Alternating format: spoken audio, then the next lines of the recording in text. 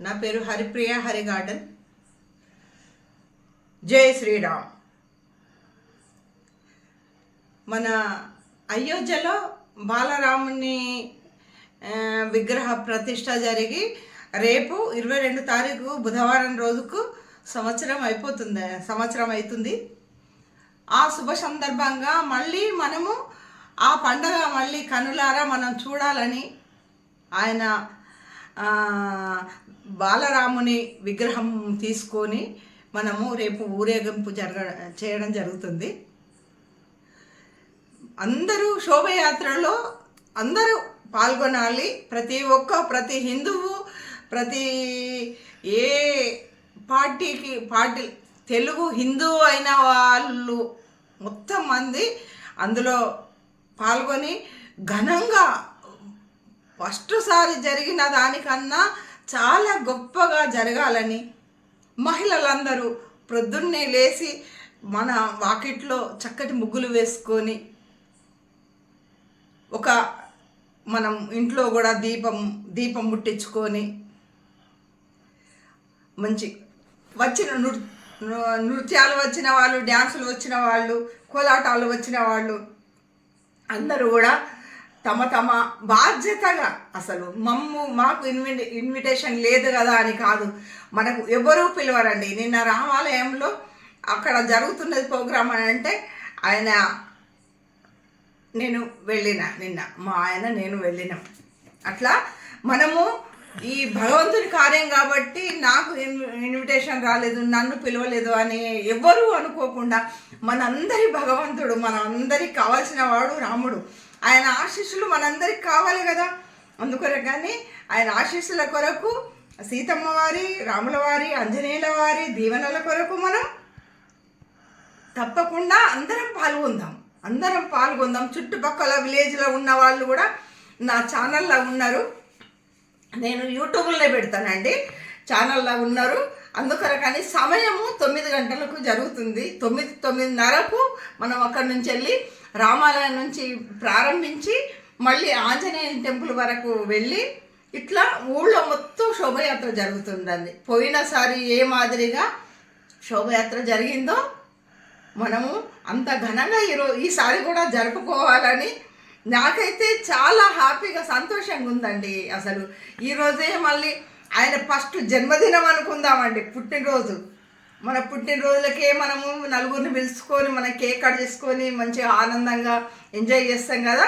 అందుకని భగవంతుంది కాబట్టి మనము అందరం కూడా వెళ్ళి మళ్ళీ రామాలయం దగ్గర వెళ్ళిన తర్వాత కూడా మనందరికి కూడా అక్షంతలు ఇస్తున్నారండి. అక్షంతలు ఉన్నాయి. మళ్ళీ కమ్మటి భోజనం కూడా దొరుకుతుందండి. భోజనం ఏర్పాటు చేసినాము. అందరం కలిసి భోజనం ఏర్పాటు చేయాలని సమావేశంలో చాలా జరిగినాయండి ఆ విషయాలు. అయితే అందరికీ మంచి శోభయాత్ర అయిన తర్వాత మంచి కమ్మటి భోజనం దొరుకుతున్నది. తిని అక్షంతలు తీసుకొని మన పిల్లలకు వేసుకొని కొన్ని మనం దేవుని గుట్లో కూడా దాచిపెట్టుకోవచ్చు. అక్కడ మంచి ఘనంగా జరగాలి అని కూడా నేను ఈ అయోధ్య రామయ్య మన వనవాసం నుండి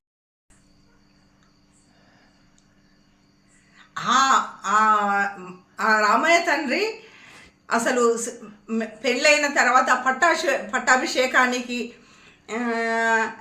రెడీ అయ్యే సమయాన ఆ మందర మాటతోని, కైకకి ఇచ్చిన మాటతోని దశరథుడు ఇరుక్కుపోయి తప్పకుండా భరతునికే పట్టాభిషేకం కావాలని అప్పుడు కైక కోరుకోవడంతో అది ఒక పెద్ద సమస్యగా మారి ఆయన ప్రాణాలు వదిలి అసలు రామయ్య తండ్రి మాట నిలబెట్టడానికి కంపల్సరీగా అరణ్యవాసానికి వెళ్ళిండు. కానీ ఇప్పుడు మన ముస్లింలు మనము గుడి ఆనవాలు లేకుండా చేసేసి దానిపైన మసీదు కట్టుకోవడం జరిగింది. దాన్ని మళ్ళీ మన సంపద మనకు రావడానికి ఒక 500 సంవత్సరాలు మనకు పట్టిందండి. అదేం చిన్న మాట కాదు. 500 సంవత్సరాలు అయోధ్య నుండెళ్ళి రామయ్య తండ్రి పారిపోయిండు, పారగొట్టిండ్రు. ఆయనను మళ్ళీ తెచ్చడానికి మన మహానుభావుడు యోగి లాంటి మన పెద్ద మనిషి, అందరికీ ఆత్మీయుడు మోడీ గారు మళ్ళీ ఆయనతోనే అయింది. ఇంకా ఎవరితోని కూడా అది అయ్యేది కాదు. మళ్ళీ మన సంపదను మనకు ఎట్లా వెళ్ళినా కానీ ఎంత ఏం అవతారం ఎత్తిండో ఆ మహానుభావుడు మన రామయ్యను బాలరామునిగా తీసుకొచ్చి మళ్ళీ మన అయోధ్యలో మనకు కూర్చోబెట్టిండు. అది ఎంత గొప్ప పని. అందుకొరకని ఆ ప్రోగ్రాము ఎంతో మనకు ఎప్పటి నుంచో వచ్చిన, మనం ప్రతి సంవత్సరం కూడా పండుగ చేసుకుందామండి. ప్రతి సంవత్సరం కూడా ఆయన మనకు పుట్టినరోజులాగా జరుపుకుందాం. మనందరి ఆత్మీయుని పుట్టినరోజుగా మనం జరుపుకుందాము.